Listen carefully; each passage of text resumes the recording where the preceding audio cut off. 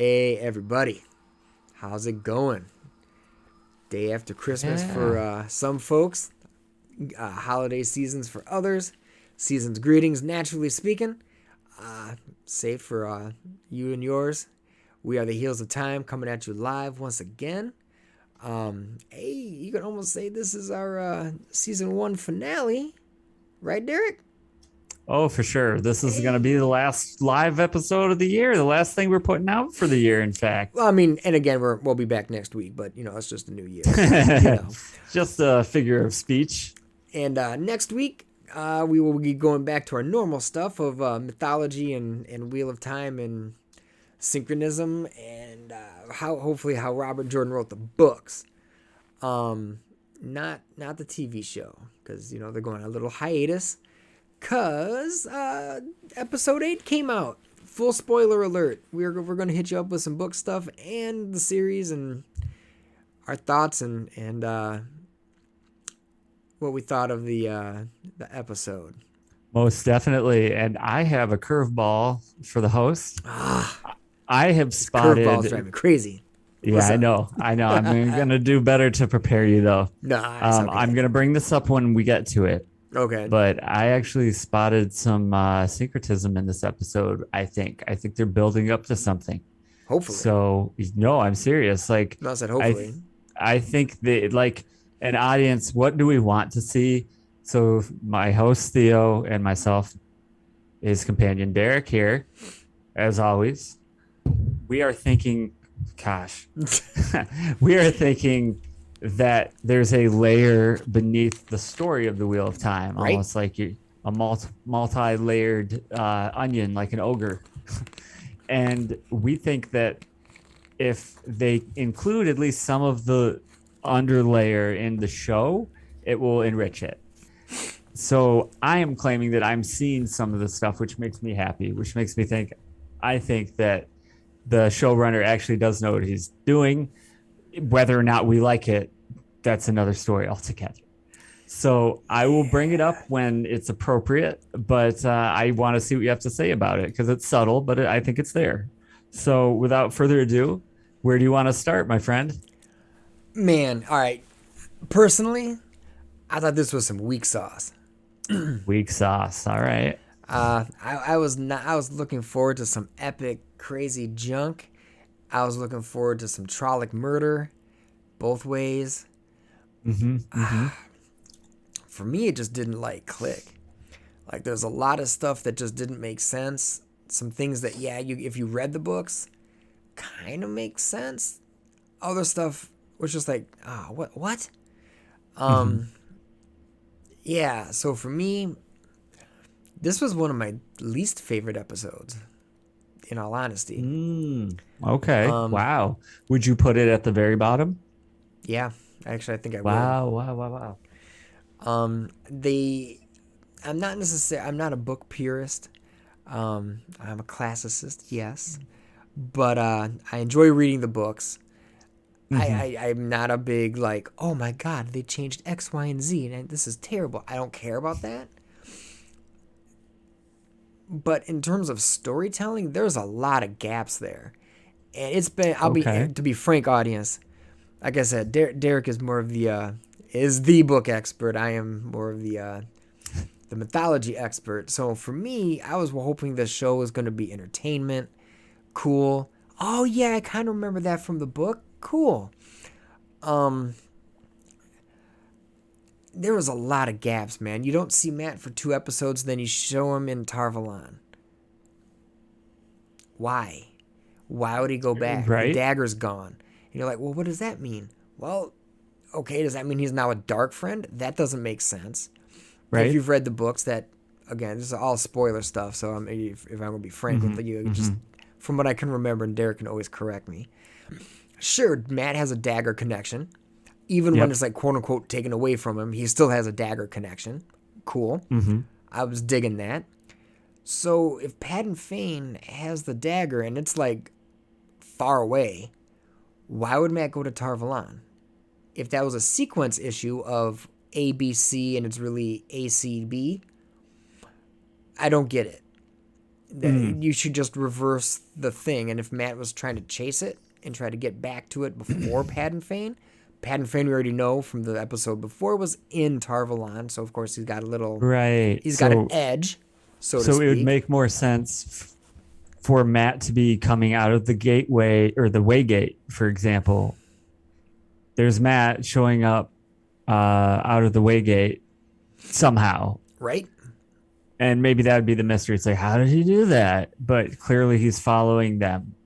But instead you're saying, well, he's in Tarvalon, and that's the last place we knew the dagger was. So what else is he doing in Tarvalon? Right. Right. And unless his connection really is severed, but that doesn't make sense for the storyline in the book. Why would you even show him? We already know that the actor has been replaced. So you could have just axed him 100%, and actually that would probably make more sense if they didn't even put him in. Well, I'll give you one, actually, because think about this. When he was corrupted, all he wanted to do was get home, right? Yep. So why all of a sudden is he trying to go to Tarvalon? Why not try to go back to It doesn't Two Rivers? jive with me.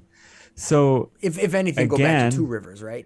So this looks a little bit weird. So there are other oddities of this episode. Hell yeah! Why didn't the dagger nuke the people? Like, did they kill him? So jumping to the end. Did they shatter him? Oh yeah, going to the end. The end sucked. Sorry, it appeared bro. that Loyal, right? So spoiler alert, it appeared that Loyal and possibly Uno were killed by either Myrddraal or wounded by the dagger, wounded by Myrddraal. You can, if you're a real tough SOB, you can hold on. Some characters notably hold on for hours after getting stabbed by Myrddraal. So in the book series. So I'm okay with that if like they live and someone comes and they heal them with power. But that dagger, and I do mean that dagger, the ruby hilted dagger, that is not just dangerous because it has a sharp edge. That thing is corrupted and foul and disgusting. And if you nick someone with it, it's like their body gets bloated and starts decaying instantly, and they just die like in a hideous mangled contortion of a former body. At least in the book. So either they're saying this is not that same dagger, and all it does is corrupt the user. Okay, maybe. Okay, fine. So, but we don't know that yet. We don't know if they've changed the lore of the dagger or what. Does Loyal live because he's just an ogre? Are they going to kill him and bring us some different ogre to replace Ogier to replace him? Like it's just hard to sell. I agree that the whole scene was awkward. The channeling circle. I understood that was actually pretty cool. That was pretty tight. And you actually see what happens when you channel too much. You burn. Yeah. You literally burn up. Did think it was cool that Nynaeve kind of survives. It looked like she wasn't going to, and I'm like, I almost flipped the table on that one because I'm like, what the shit? How in the hell are you going to have her die right away? Yeah, isn't that strange that Min had a premonition of her like burning out, but that's not exactly what happened, is it? No, but again, Min's visions aren't perfect. No, they're in the book. They're perfect. True. So this is confusing, but I'm going to lay it out as the best as I can from my memory. Is she doesn't always understand what she sees, right? But the things always always come true. And when she knows the thing to be true, it always happens. So if she thought it was a metaphor, she would have known that. And she didn't say to us out loud, "Oh, she's going to burn." So we don't know. Maybe she did think it was a metaphor. There's some wiggle room, but I mean, it appears she just saw her burning, and in the context of when she looked around the room and everyone else got butchered. I don't know. So it makes me wonder, just a little weirdness there, right? Just. Then you got, let's see, what else was wackadoo? Padan Fain? Okay. Does he become powerful, crazy, has some hype-ass abilities, non-channeling? Hell, well, we think non-channeling, Funkadoo, whatever. Right. Will of the Wisps kind of shit. Who the hell knows what Blood he's magic. Really, right. But he's, at this juncture in book 1 through 3 at least, if this is what this series or this season was supposed to be, he was hella cool and wicked with the dagger and wicked like battler and strategist and could do a lot of things. But he wasn't like a badass know-it-all, control multiple fades, murder weapon and just commanding things out of nowhere at this point. So the fact that he's like not only self-aware but aware enough to do sneaky mid-roll missions, Right. to command them, to stab main characters, to be a thorn in everybody's side now is pretty damn early. Without any kind of explanation. We don't know. Is he a dark friend? He shouldn't be, but is he? How does he know some of the stuff he knows? Again, if this was like season 4, I'd say diggable. Okay, his powers or whatever you want to call them have progressed enough to the point of this makes sense. But right now, no. So Matt's storyline way changed at this point. Yeah, Patton Fane's storyline is just weird. It's disconjointed. That seems just kind of funky. Uno, was he added later on? Was it a reshoot? Was it like, who knows? But if he's dead, that's kind of wacky. Yeah, I agree. Perrin doing nothing, that's also wacky. No, he literally did nothing in this episode. Yeah, he used a pickaxe. All right, so help me out, dude. I'm serious. Yep. When Perrin sees Patton Fane. Which time? The first, not in this episode. Okay. So yep. When they're all trying to break the horn out, get the horn out, and he sees him like grinning and walking down the corridor in the opposite direction. Yep. Perrin goes to follow him, right? Yep. What happens there? Nothing. Like, did Patton Fane lure him around in a circle? Is that like, dude, follow me, ha ha ha, and then we come back? You know what? To where you started? Is that what happened? If Perrin had the golden eyes at that point, I would say he was having like some type of fucking wolf vision spirit shit going on. And I would say that's Perrin's powers, bro. Oh, like he saw an apparition and it wasn't really him. Well, because the thing is, like, Patton Fane went one way, and then the next thing you know, Perrin's turned around and he's already like stabbing people. Yeah, I didn't understand. So how did Patton Fane get from that corridor that if Perrin's in point A? Right, unless they walked in a circle. Unless they walked in a total circle, but that doesn't really make sense either. So why would... Well, right, because you think Perrin at some point would figure out, oh, he's leading me around in a circle. Well, and then you have... Okay, fine. Lowell isn't going to be like super vicious right now. No. I'll just say right now, because in the books, correct me if I'm wrong, but they can have some power behind their blows. There are times that Loyal rages out and he is very sorry about it, but he's very young. Yeah, so he doesn't like doing it. Ogier don't like killing anything, generally speaking. I don't think they're not vegetarians, but they're pretty peaceful people, you know. But you got to do what you got to do sometimes, right? There are times where where Loyal has used an axe with the handle probably as tall as a man. Yep. So that would be scary. That's one. Two, I'd say, okay, so your life's in danger, you do nothing. Okay, you want to say way of the leaf kind of crap. All right, fine. The other warriors that were there, they're goddamn warriors. Bottom line is they still have a pickaxe in their hand, active. I don't have a problem with the Murderall being able to kill all those guys because the Murderall... But the fact that they're not even like a defensive stance, they're just like slit. Well, here's what else. Like, who gave the order to break open the horn? Oh, that was easy. That was the king. Agelmar gave that order before he left? Yep, don't you remember? This was very subtle. This is how I took it. When everyone's like, we got to defend it, blah, blah, blah. And he looked at his two generals and was like, you know what you guys must do. Oh, that was the order then? Yep. And his Okay, sister's I like, what do you see. mean? He's like, you don't need to worry about it. Okay. So my Okay. guess is that he covertly had secret orders if he knew shit was going down and that the gates were going to break. I think it was obviously hidden underneath the throne, Yeah. and that's what I think his final order was. Like, pretty much, we got to save this because we're going to be overrun, and you got to blow the horn to get the heroes. Right. So Right. so But but that I get it. That but one- even Uno said we're not using it now. right, It's for the dragon. right, yep.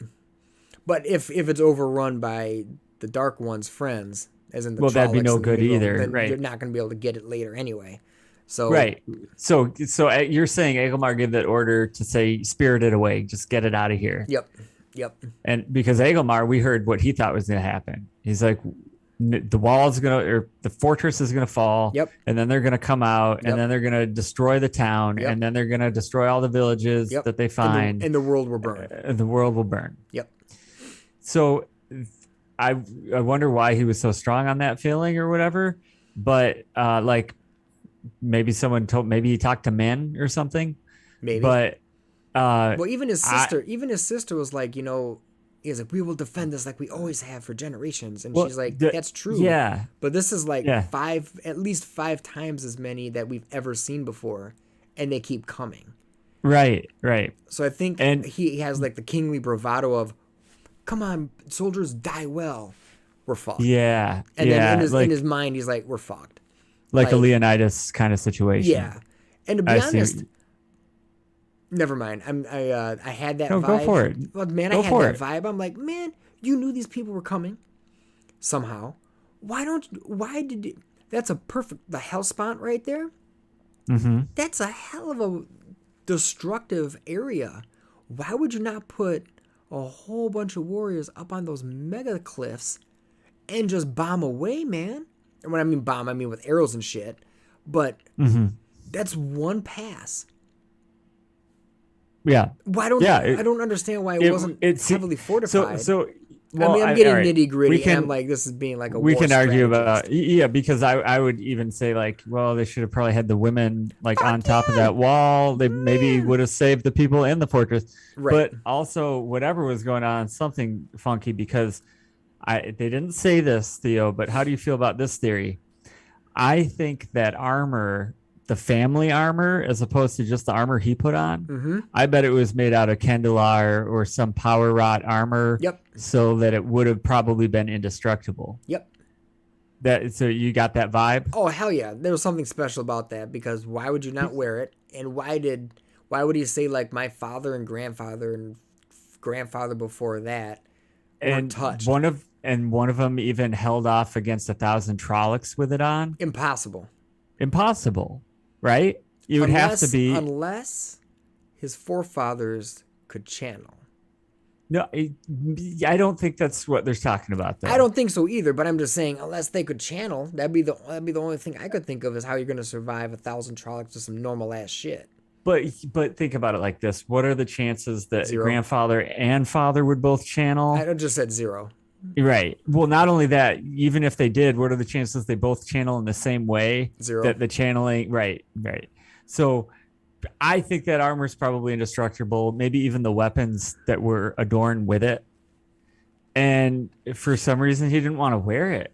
So I hope that we get a reason, like maybe some Forsaken compelled him to not fight as strong as he should have. Maybe. Oh wait, Something. There's Forsaken in this show. Oh, let's get to that. So, do you want to take this piece, or do you want me to Sure. This was shit.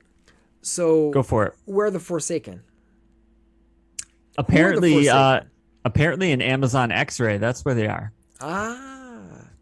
So this is like kind of end game stuff here. So if you wanna, I am being pretty brutal on this because I did not enjoy this episode. So if you don't want to Hey. know the actual ending, mute me for a bit. And remember, y'all, if you disagree with him, you cannot account for tastes. True. And please comment, like, subscribe, by the way. And definitely if you're like, man, bro, you're way off on this and this is why, cool, change my mind. I'm way open to that because I've been a defender of this series to a bunch of people. And this one was a disappointing episode for me. I was like really, really hoping for a lot more. But anyway, so cool. Moraine, Lan, walk over to the missile silo or whatever you want to call it. And Yeah. go down, do, and walk down. And then all of a sudden you have this gate thing. Cool. Rand falls asleep. Comatose, you could almost say. And the Amber one, that's all I'm going to call him because he's like the Ember face mask guy. Yeah. In the dreams, all of a sudden, zhoof, morphs into a real human. Quote unquote. Which I like that. Hell yeah, that was dope as hell. That was And actually cool. Some cool effects. And sorry to interject, and I'm going to remind everybody who thought that was lame. Think about it like this. Actors live and die on selling this. So if he had to have some Freddy Krueger burning face on, that wouldn't have been good for his career. No. Okay, so I think it was a clever way of alleviating that. It also made it cool as hell because you're relatable to the whatever it was. We know who it is, but I'm just saying we can relate to it because it looks like a human. Yeah, it looks like a man. Mm-hmm. Oh, very subtle, by the way. One thing before I get back to you. Yeah. Actually, I'll hold on to this for a minute. Go ahead. All right, fine. Yeah, go ahead. So Rand's dream state finds what he loves and he has a baby. Go figure, Min with the baby. So interesting, right? Mm-hmm. Min's vision. So Rand has a baby with Egwene, and my Google just went off. Kind of hilarious. But this is everything you want, but you can make it real. Everybody is dope, and all you have to do is make it real. And you see Rand starting to do the mega channeling. You see the interesting one. Did you notice it was white at first and then went dark? Did you notice that? I thought that was strange. Almost like they had stuck with the original story and then changed at some point, but not told the digital design people because Rand in the original story, he has a well. They don't know that they don't refer to that as a well until like book 10 or something, but that's what it is. It's this pool of pure Sidin, uncorrupted Sidin that Rand is able to use to channel. And arguably, there's theories that in the original literature, Rand was supposed to use it for a specific purpose, but instead he did what he did with it. So at any rate, there is no reference to some pool of magic, right? Not yet. No, not exactly, right? Just that the weird ad hoc Sarangreal that he gets. Yep. He gets that little statue. And it's not it doesn't look like the Fat Man statue to me. No, but so here's my thought. I wonder if it's in place of it. I wonder if that's what that's going to be. Right. Because remember the Fat Man statue, we thought, well, they could be describing Ganesh possibly. Spoilers. Right. And Rand doesn't know what an elephant is, so it's just a fat man holding a sword. Or it could be a purposefully juxtaposition, which Robert Jordan seems to tend to do, and he takes the very peaceful Buddha and then puts a sword in his hand. That's also possible. Right. Regardless, this wasn't a fat dude, was it? And he didn't have a sword. No. But he did look kind of like some peaceful kind of guy. Yeah. So he kind of looked like maybe he was the Buddha. It's kind of weird. So who knows? And I'm like, okay, so there's the white channeling coming, and then there's the male. I'm assuming the male corruption. Right? I'm like, that doesn't make sense because as we saw with Logain, it was all dark. Mm-hmm. So that was a little off to me. But I'm like, all right, I can forgive that a little bit. Maybe it's as he's trying to channel and it's like starting the madness or, starting the corruption. I'm like, all right, maybe. So I could give that credence a little bit. And then he zaps the dude in front of him, right? Yeah.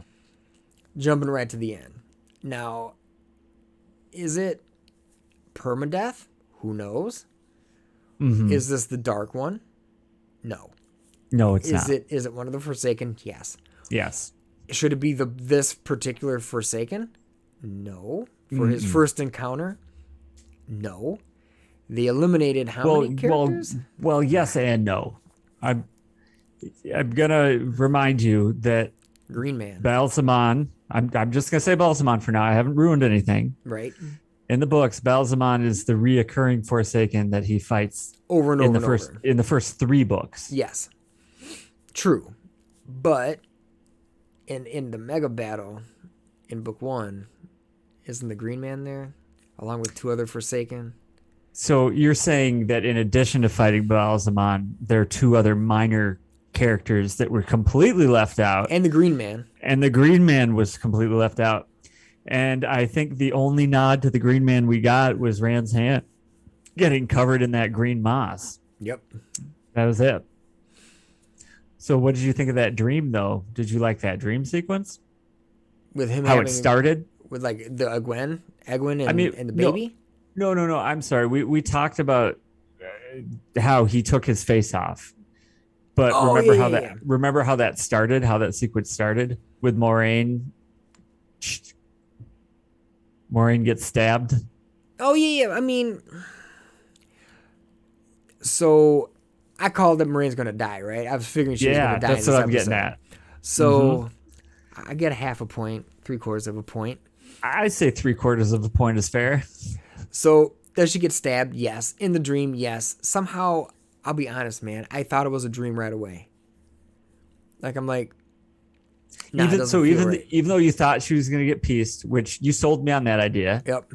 I was there with you. Yeah, you were. You thought you were like, nah, that's too cheap Yep. of a way. I agree. I was agree. like, that would be the most, for one of the most powerful Aes Sedai to get slashed just out of nowhere. Right. That would have been some weak stuff. Right. As it is, so it's now, kind of weak as it is. well, so going forward to that, where you get your other half of your point. So I really thought they were doing the 1-2 punch, which in cinema, you usually see the small fire and then the big fire. Right? She pretended to get killed, then she actually got killed. Not exactly what happened. No, So what did well, happen? Kinda. So, I mean, the dude, we'll just call him the dude. We'll name him in a minute. Yeah, the dude. You're like, holy crap. He's in, I mean, if you think about it, whoever that person is, again, we'll get to Amazon X-Ray in a minute, but to be in Rand's dream, to be doing all the stuff in Rand's dream, this is when he's with Egwene and the baby and stuff, and then to be talking live, we think, to Moraine, and then basically just being like, you're stilled.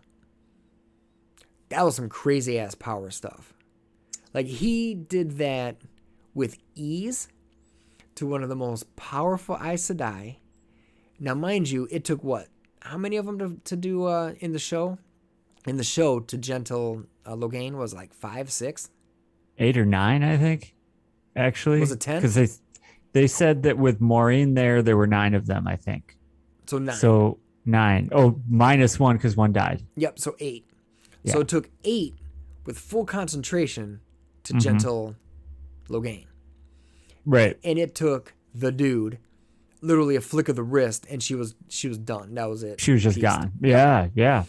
So whoever this person, dude, is incredibly powered with the power. Period. Like, this dude's off the chart. This is easily the most powerful, in my opinion, easily the most powerful channeler in this series thus far.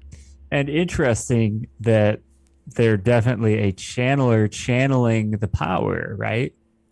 Yeah. Yeah.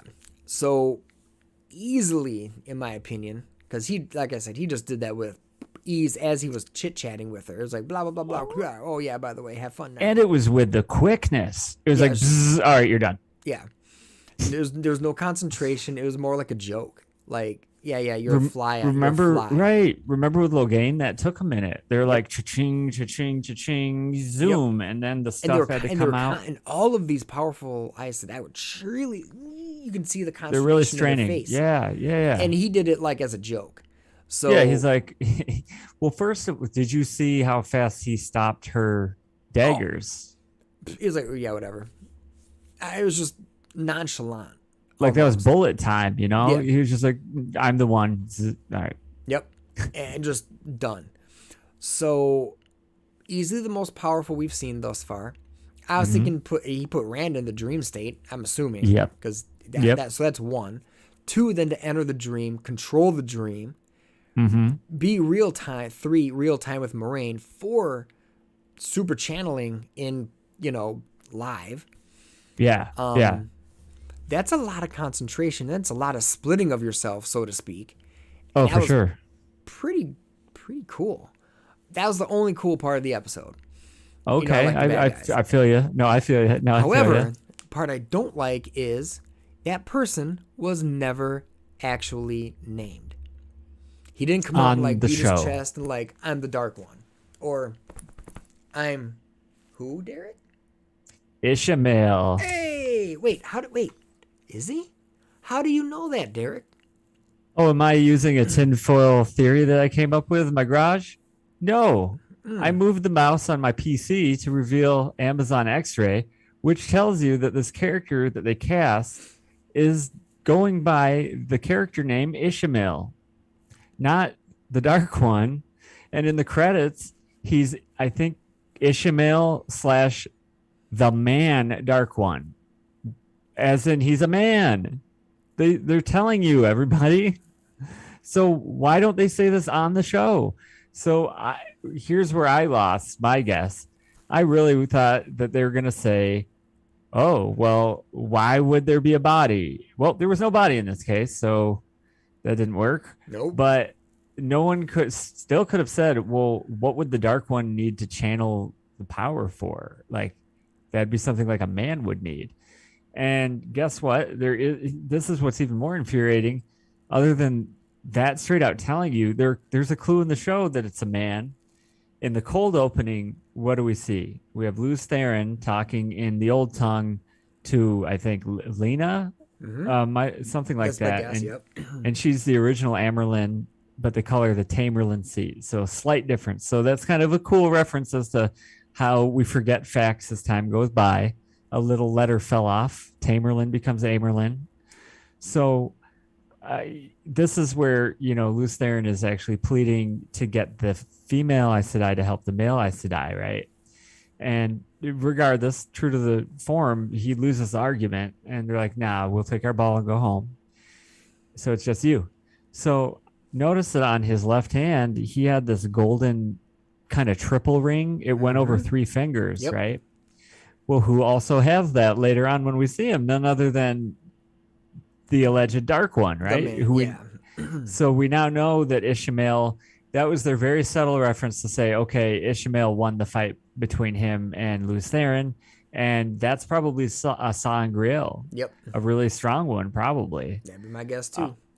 So we'll And by get the back way, to a second. Go ahead. And I'm going to interrupt real quick because you brought up Lews. Yeah. I was so hyped for this episode when that opening came up, and they showed Lews Therin, Alana. I'm assuming the baby. I'm like, man, this is incredible. Then they pan to the city, which is extremely futuristic, which just shows the wheel turning. Yeah, right? yeah. Which I was like, man, this is going to be effing epic. And I was getting chills. I was hyped. They finally showed Lews Therin. I'll be honest, man. I was hoping that in the dream sequence, I was like, where's Lews? Where's he going to come through? Where's he going to start chit-chatting with Rand? Be Yeah, like, no, for sure. Don't buy it. No, you can't. I mean, just something. And it was dead silence, which made Rand's character so dope in the books, is because like you have this. Well, like, hold up, dude. personality Hold up. thing. So, Hold up, though. Rand in the books didn't hear Lews Therin until book 4. Yeah, and Paden Fane didn't have superpowers until what, book 6? No. He had Superpowers. superpowers by book 2. Superpowers? Yes, because it's in book 2 Is it that book 2? first of all, his powers are developing. So Developing. so no. You'll this is a superpower. All So right. while he's in jail, Mm-hmm. the most dedicated people are watching him because no one trusts him, Right, as they should. and he corrupts them just by being near him. So eventually, the guardsmen that are guarding him are the same guards that free him and help him escape. All right, true. So that's pretty messed up. Yeah, but when's Not the first, using the one power at all, and no, that's when's the first that time happens. but when's the first time he controls Midro? Second book also. Was it really? So, that early? Damn. Yes, I should probably yes, it read these is. things. So All right, so never it's- mind. He's good to go It's then. well, but this is how it That happens. One of the Midral, like he needs to set an example, and he nails it to the door, like of like bare hand with his like hands and a hammer. He just nails it to a door and leaves it to die. And then from then on, the other Midral are like, okay, we'll listen to you. So I mean that's not normal to be able to do that. No, you shouldn't be able to hold him anyway, right? No, not at all. Or at least not something happening to you. All right, so Without okay, I getting take it back. I destroyed. guess he did have superpowers. My bad. For sure. No, that's all right. Thank but you for I the see what you're correction, because I was also getting furious. no problem. But I think I still see where you're getting at. So go ahead. I think you still have So I'm like, Ram breaks free. Cool. Zaps the dude. right. Cool. Yep. What's he zap him with? You see, that's not clear. I want to say they might have said Balefire. I want to say we might have seen Balefire because that But- would be a fan favorite. Yeah. But how they did it It was weird. is kind of weird. And but doesn't here's the other Balefire thing. like rework the web?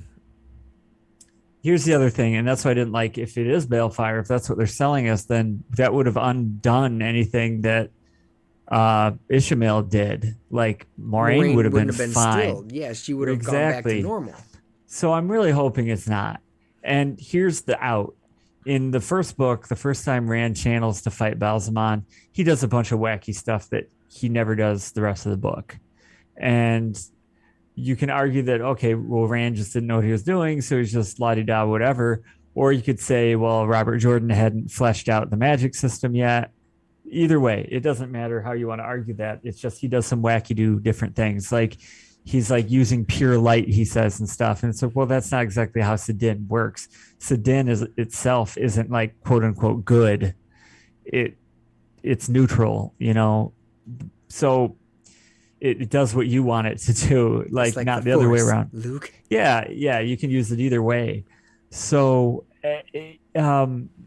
it seems like some changes were made. So, and the other thing is just Sidin wouldn't be enough to alter the fabric of reality. So that leads me to a question for you, like a legitimate question that I think the viewers would want to know. Was was Ishmael lying about that? Was Ishmael lying about Rand changing anything? Was Ishmael just getting Rand to channel so that he'd go mad? What I'm thinking, in the terms of the show, Mm-hmm. if Ishmael was able to convince Rand to do all the mega channeling to make his dream a reality, Mm-hmm. it would have kind of been like, it's gonna sound dumb, it's like Palpatine to like Anakin, right? You can make her live, but in the meantime corrupted him in the meantime, right? Mm-hmm. Mm-hmm. So it would have backfired somehow, and the seal would have been broken. That's my guess.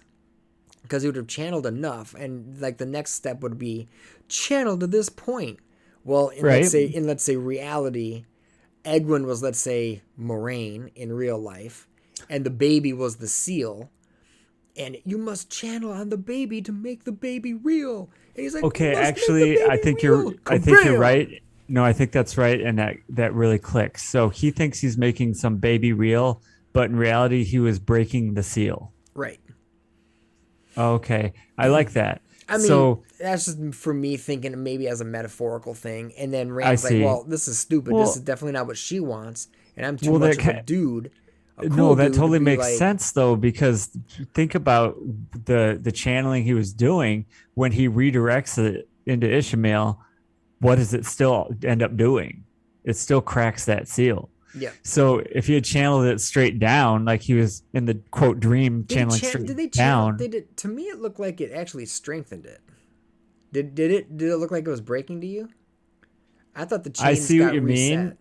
No, I see what you mean. It's hard to say, but But I don't know. like That could just be maybe me. maybe it's not a seal, like maybe it's a battery for the dark one Right. instead, like they flip the script. That's possible, but if you think about it, the baby was down. Mm-hmm. That was the focus. The seal Right. was down. Mm-hmm. Could he maybe thought he was strengthening the baby, but he was making it more real or something? Right. Could have been bringing the dark one more into the.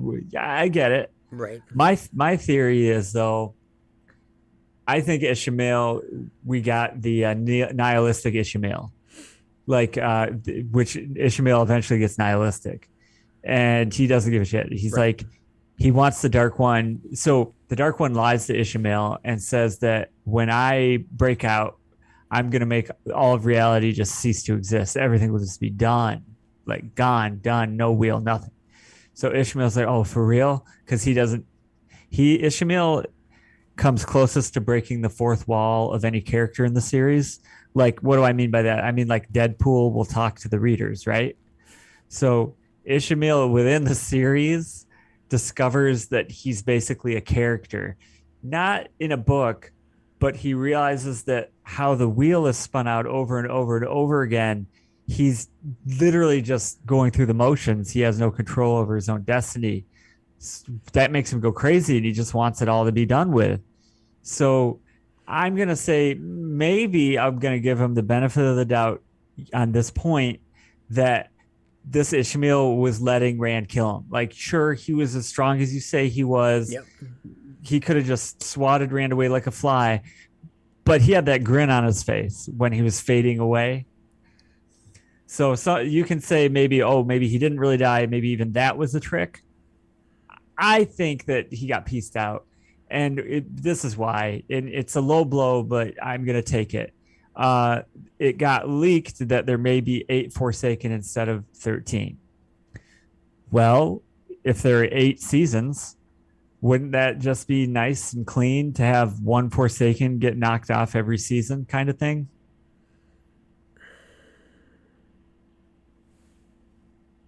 I mean, it works. Not the most exciting way to go about the show, though.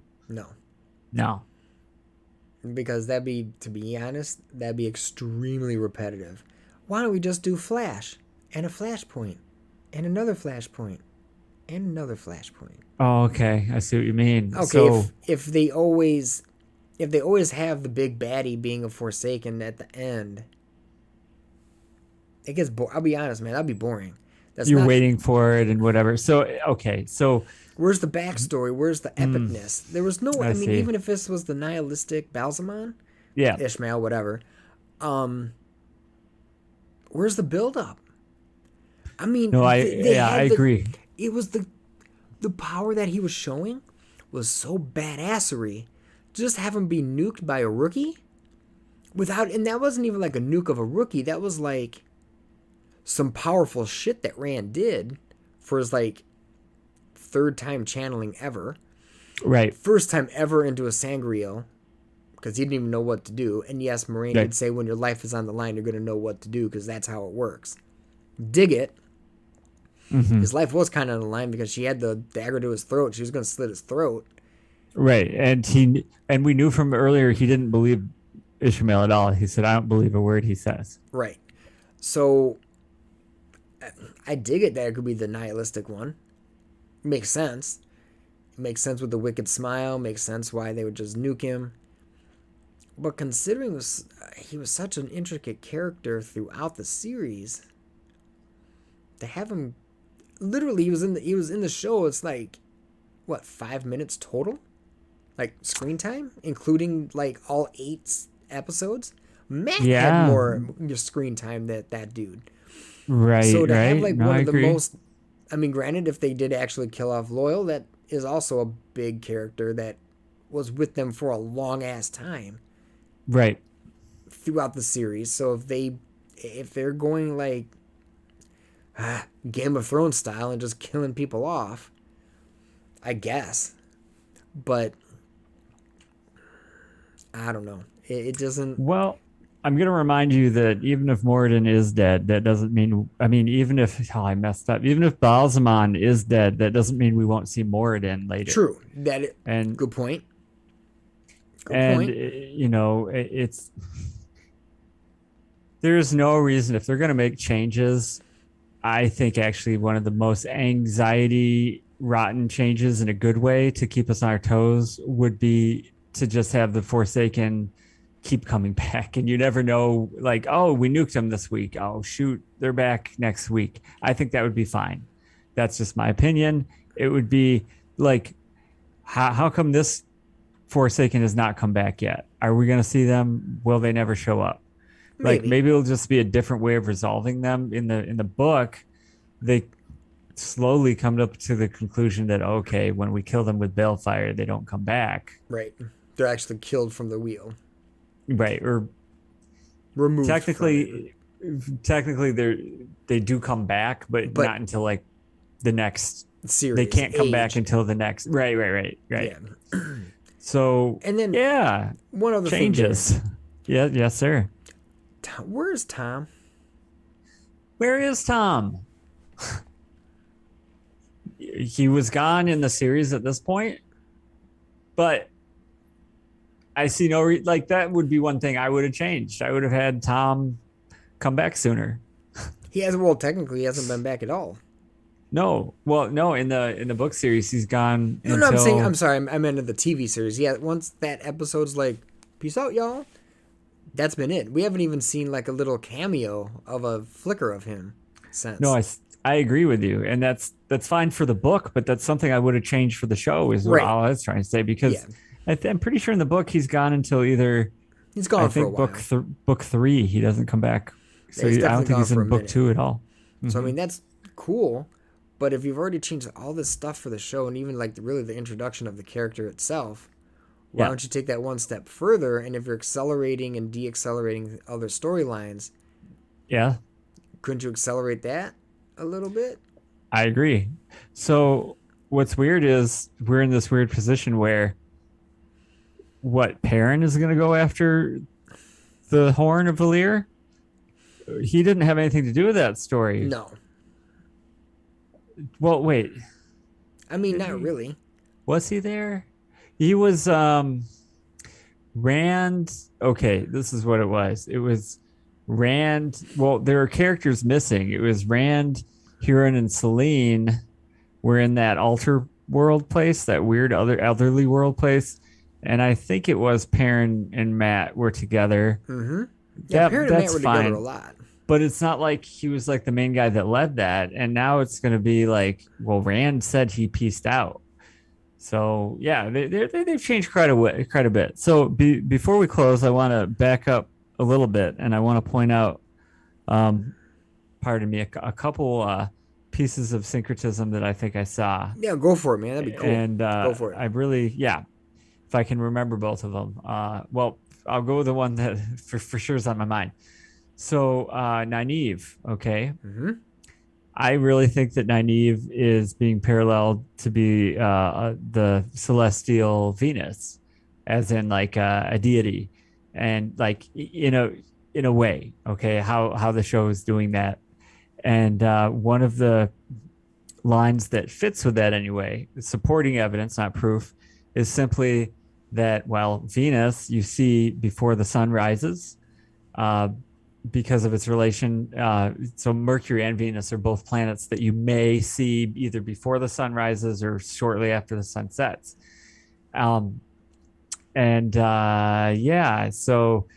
there's this story about prideful Venus, shining so brightly, and then being outshone by the sun.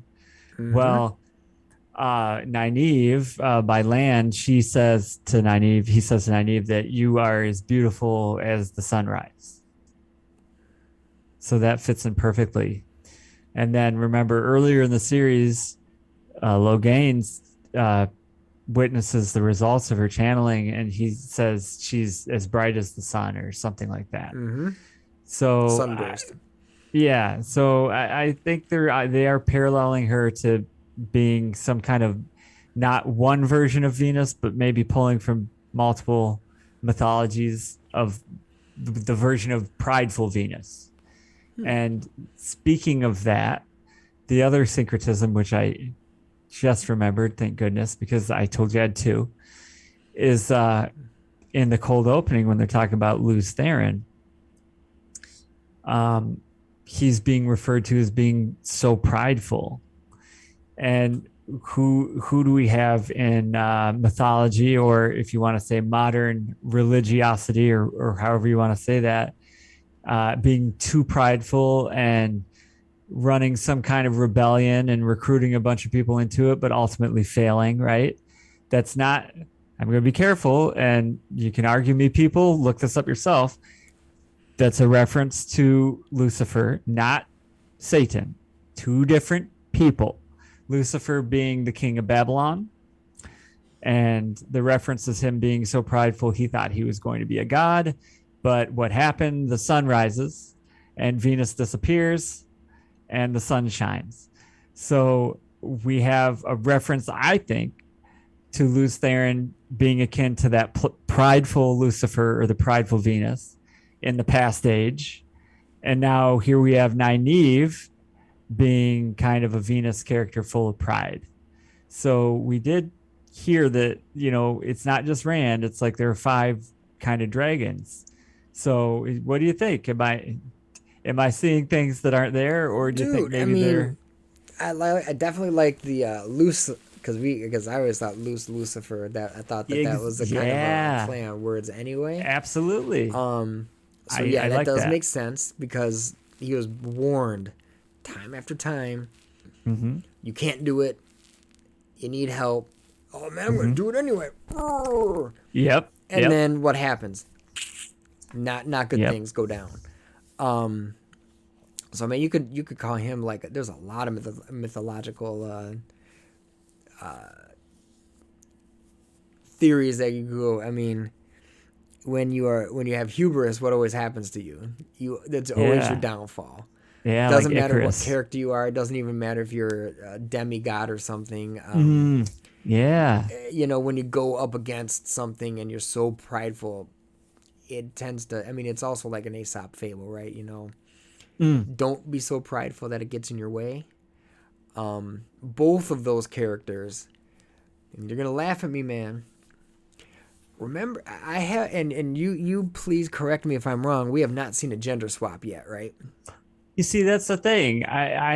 We have not. The only thing I can think of is when the dark friend that tried to kill Rand and Matt in the original series, there was a dude that kind of did that, but the way they played it out was so different. I don't know if that's necessarily what they're talking about. So I'm wondering, and Derek, you actually said this to me a while ago, and I was like, maybe.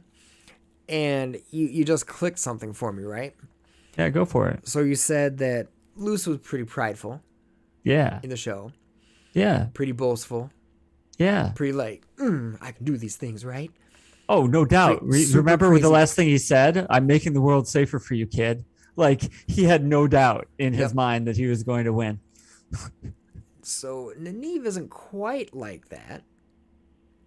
But she believes in herself, but she's wicked, like angry about a lot of different things. But she didn't even like curtsy to the Amyrlin seat. Right. Like, so very prideful herself. Mm-hmm. Do you think, and this is just season 1, do you think that it might have been Nynaeve that was going to be the dragon?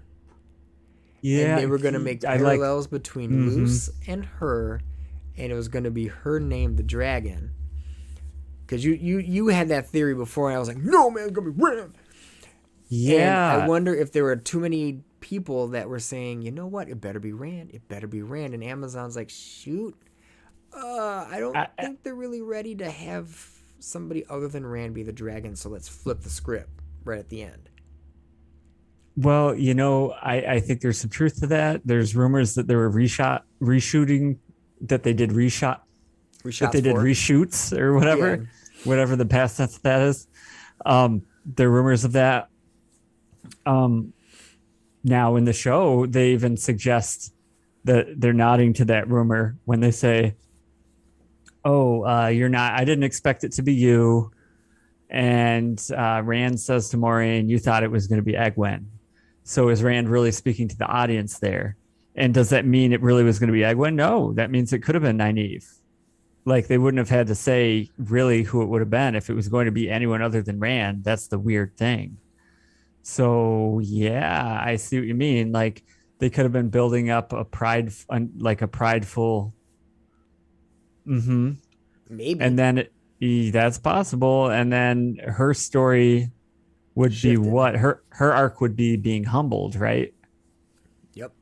And then overcoming it so our theory in Robert Jordan's original writing is the dragon is always of two faces, right? It's combining two things that are often at odds with each other. Like Lews Therin seems to be both the dragon and Hercules, even though dragon fights Hercules and Hercules fights the dragon, right? But he's somehow both. And maybe that's why he symbolizes the end of an age.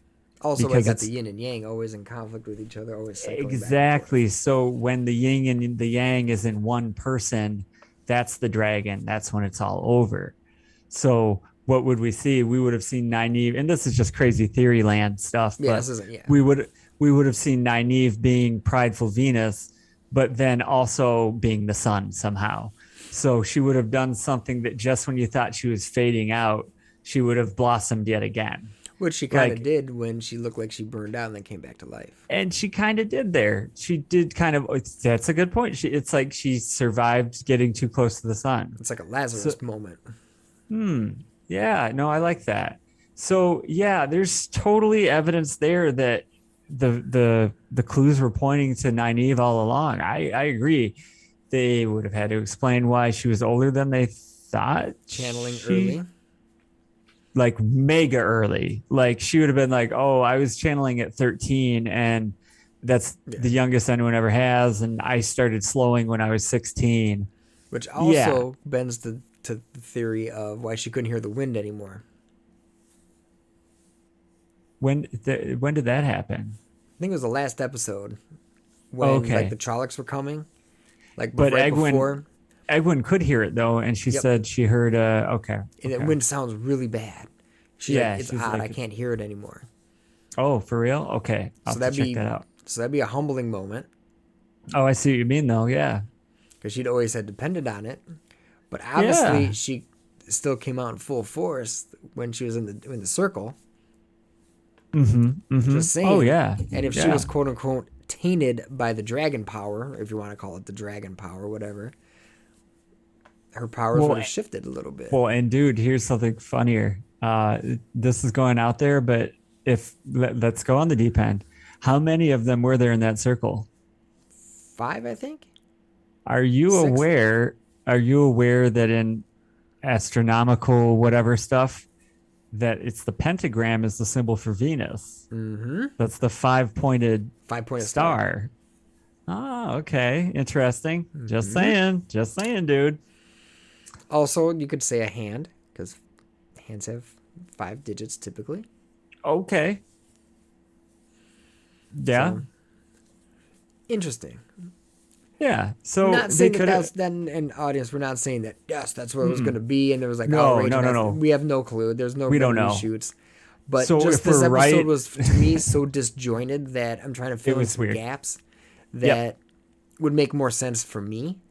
Yep. Again, maybe I didn't follow the bread trail long enough. Maybe I didn't watch the show like 15 times. So maybe I missed some stuff. That's possible. But for me, a disjointed episode 8. And I'm looking forward to seeing how they progress the storyline. To see Yeah. like some of the outcomes of what happened. Because technically we don't know if the Trollocs just die. We don't know if the Trollocs do actually go through and just murder everything. We don't actually have a conclusion of the battle. Oh well, I think I've seen the episode twice. I'm pretty sure all the Trollocs and Myrtle died. All the Fades died.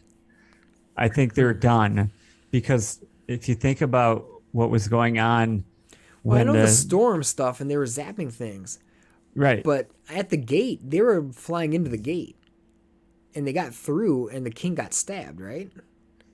but that fortress was way out there in front of them, so that was like a roadblock. So they got through that fortress. Mm-hmm. And so you're saying at the next circle, everybody got murdered from that storm?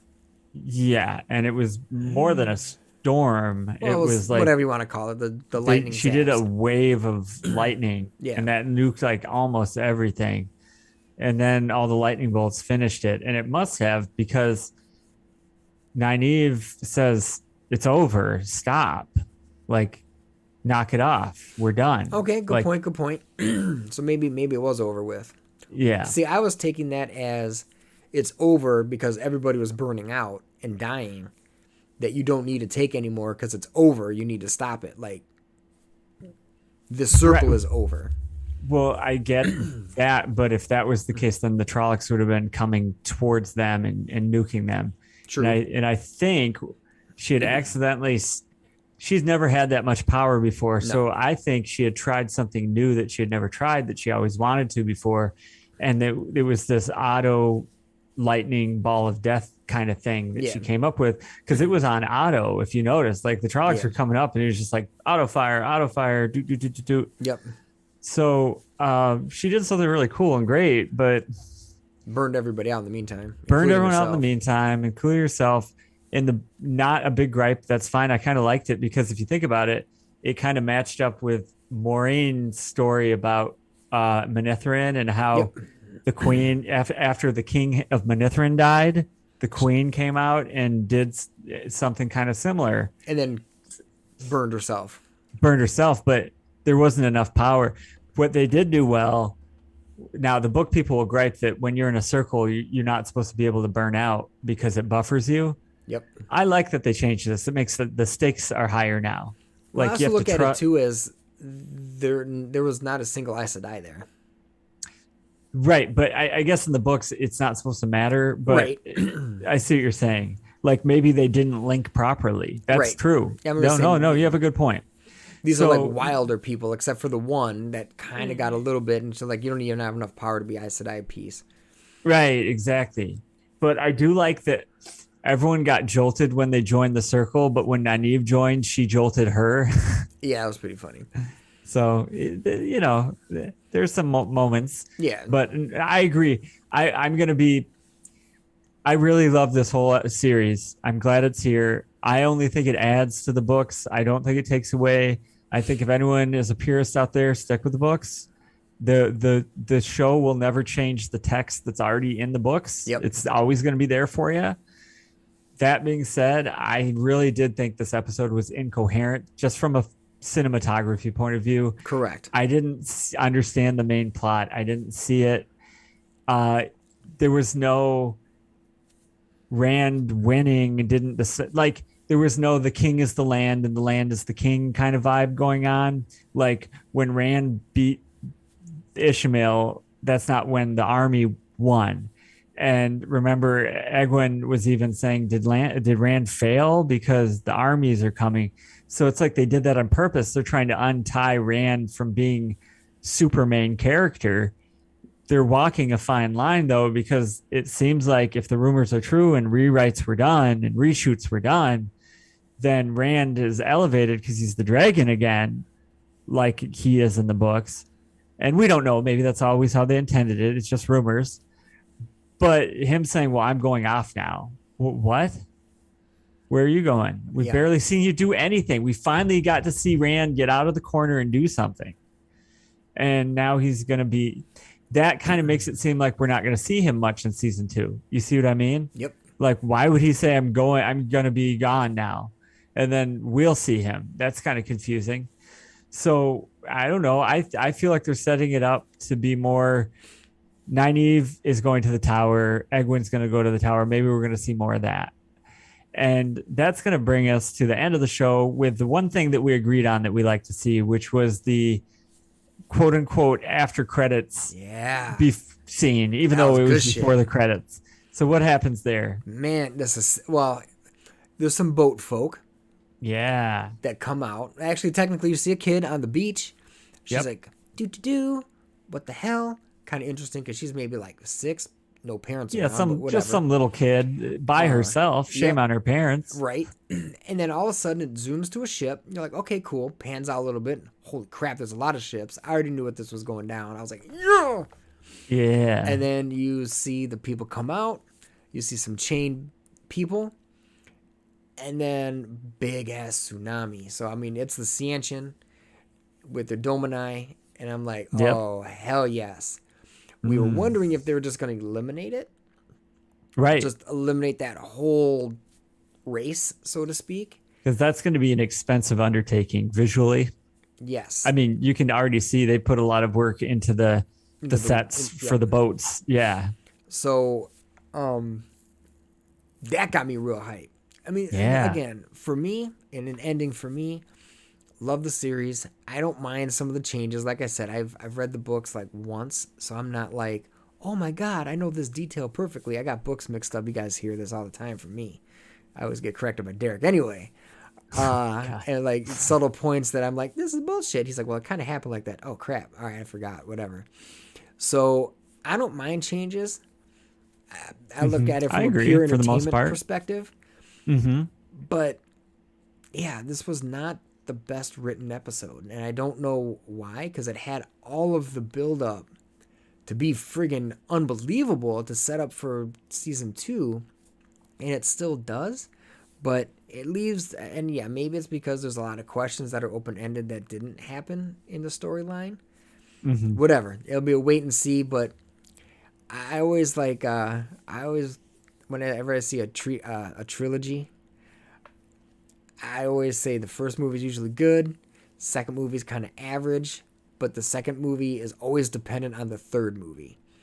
If the third movie can explain that second one away, or like make bridges between some of the gaps, that second movie can become epic. Okay. For me, this is this episode. They have a chance to make a lot of course corrections over the off season, a lot of corrections. And even if you don't want to say correction, just adding to the story and filling in some of the gaps, then this particular episode could actually be really epic and really a big game changer. Or they could like straight up ignore it where it means nothing, where it makes it even weaker. Perrin, I'm still not digging his character. He is one of my most favorites from the book. Mm-hmm. And they made a beast man like a puppy, and I'm really wanting to see his story progress, but instead, like swinging a pickaxe, nah, he needs to be swinging a battle axe, Right. He picked that battle axe up. and just whooping that booty. No, but he picked the battle axe up. He just didn't use it. Yeah, Remember, weak ass. Fane was like, "Oh, you're going to the dark that quick," which and he's like, oh no, wait. No, that's not Perrin. That's not Perrin's character. That's at heart, at least. So I'm still not liking how they did him a little dirty. Hopefully they can get that back on track, get him the golden eyes, and maybe Elias will help him out. That's my hope for season 2-ish. Yeah, no, okay. So here's to feed off of that vibe. Yeah. What it could be, because all right, I mean, this is gonna sound a little weird because I know no one knows this show because it's like from the 2000s.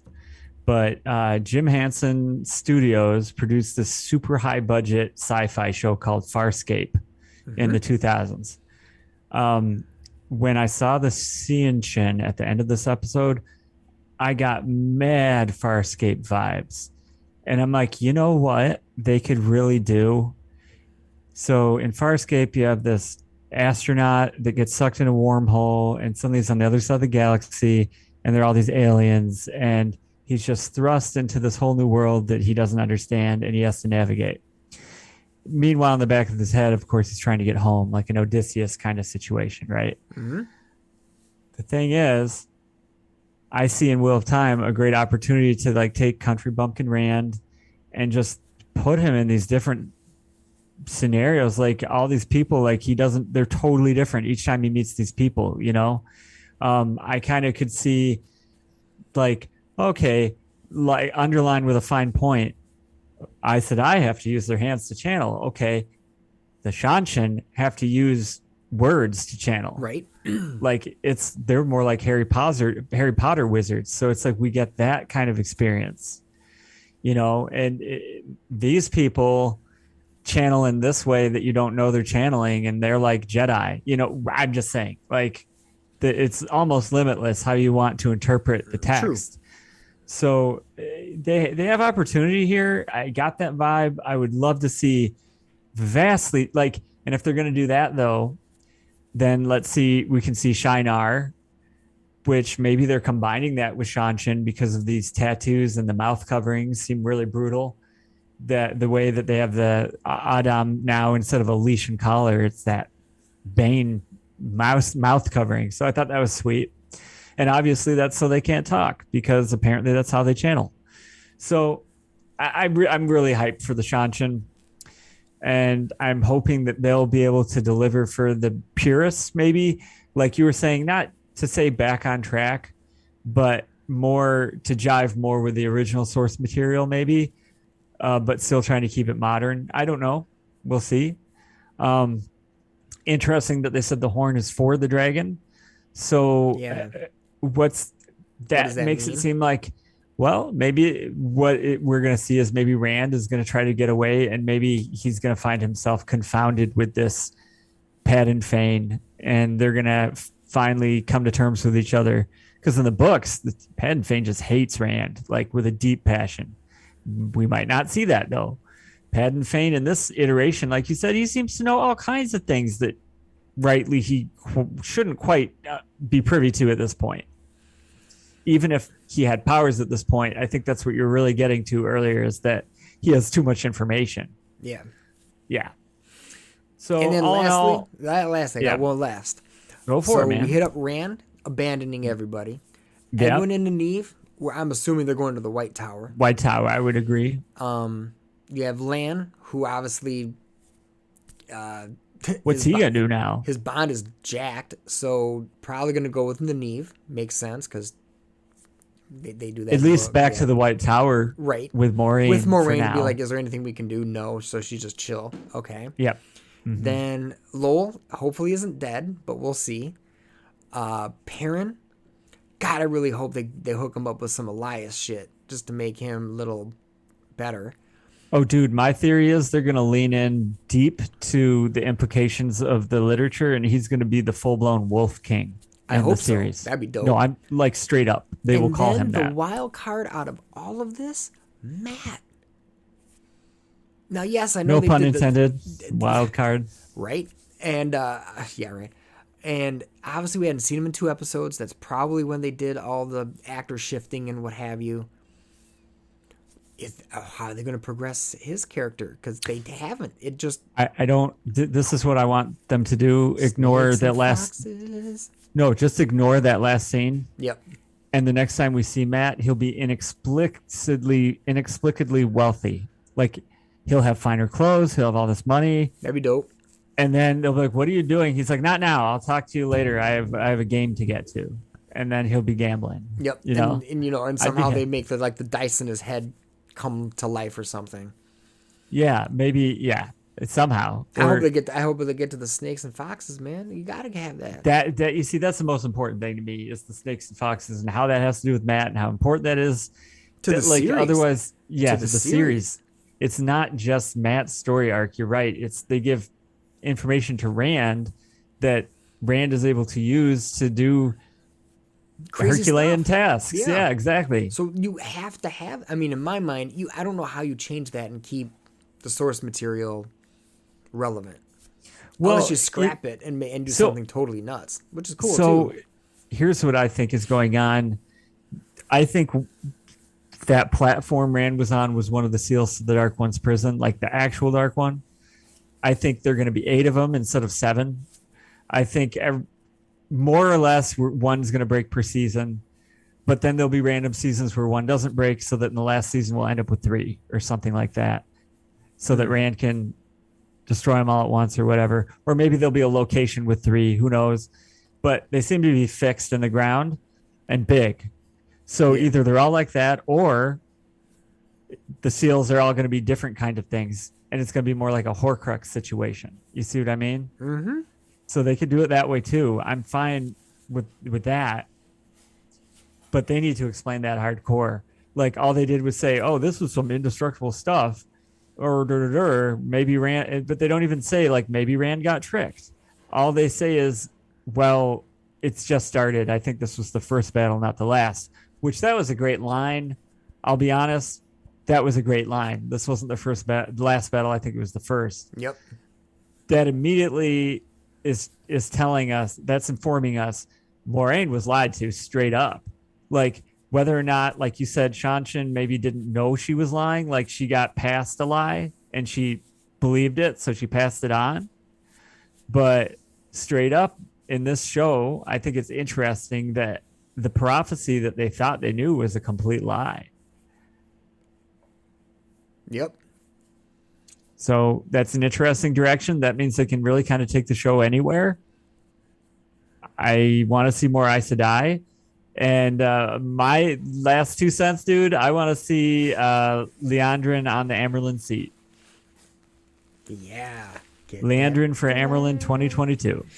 Get that black eye up there. Vote early, vote often. Cool. Well, Get her- in a good segue, like and subscribe to our channel. Yeah, please do. Please like, please subscribe, comment, tell us how great we are or how horrible we are. We don't care. Either way, it's good enough. But it really helps us out because these days the YouTube algorithm is really harsh. Yeah, just a touch. So, all in all, hope you guys enjoyed our shredding of this episode a little bit. And yeah, it's not as bad as I want to make it out, but it was not my cup of tea. But again, I withhold final judgment until season 2 comes out because, like I said, they can explain a lot of stuff and tie things together maybe in a little bit better package. Most definitely. And tie up some stuff that I had a lot of questions on, and I thought it brought up a lot more questions than it brought a lot of resolution. I agree. So, but I think, needless to say, I think we're both still looking forward to yes, season 2, though. Absolutely. And looking forward to stuff. We go back to our normal programming. So I'm not gonna give you any hints, but next week we'll have a character. And then we're gonna hype up some mythology and see if there's any type of relations with the two. And that's our normal show, because we might as well do that while the show's on hiatus and go back to our normal stuff, right? Yeah, absolutely. So in closing, we're the Heels of Time. Happy New Year, because it's gonna be New Year next week.